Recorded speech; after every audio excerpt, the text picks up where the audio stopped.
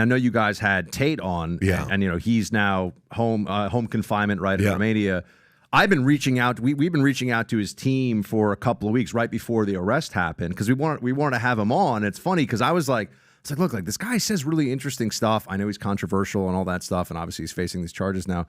But when Clay and I talked about it, we hadn't brought it up before. I looked at him. I'm like, I see this guy on TikTok. I think we should have him on the show. I think it's really interesting, some of the stuff that he's saying.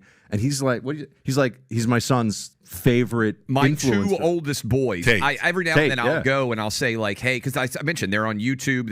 How old are your boys, by the way? 15, 12, and 8. Okay. So the 2 teenagers, oldest, not below teenagers. Oh yeah, the 2 oldest. I said, hey, if I could have anybody on the radio show, who would you like me to have on?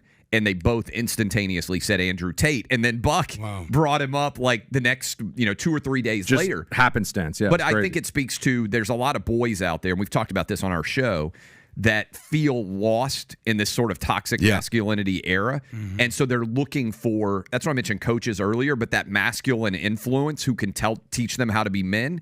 And I feel like his individual, like, hey, just go do more push-ups and stop being a pussy. Like that actually connects a lot. You guys remember with 13, 14, 15-year-old boys.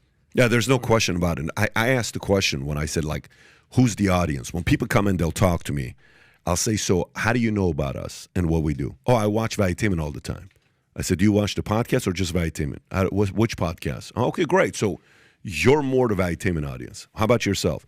I watch the podcast and I listen, through Spotify. Okay, so Spotify, interesting audience. What do you do for? I want to know what the background of these guys are. Yeah. TikTok, if I go to school with my kids, their friends will stop by because they're TikTok audience, right? Yeah. Snap audience, I can't really find a Snapchat audience. There's Instagram, there's YouTube, there's Spotify, there's, TikTok, but it's different. If I go on Fox and I see who stops me, I'm on the Dan Bongino show, and next thing you know, the following day, hey, I saw you yesterday on the Dan Bongino show. So, okay, that makes sense. Older crowd. Yep. It's a very different crowd.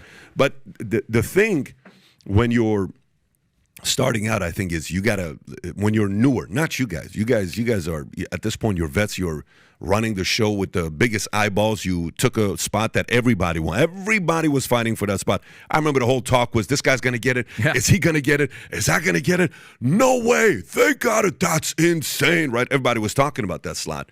But when you start out, it's important to have a very niche audience to start off with, and then gradually, as you go wider and you talk other opinions, people say, damn, you actually can talk about that stuff? Can we hear more things like that? Kind of like what you were talking about earlier. So if you like this clip and you want to watch another one, click right here. And if you want to watch the entire podcast, click right here.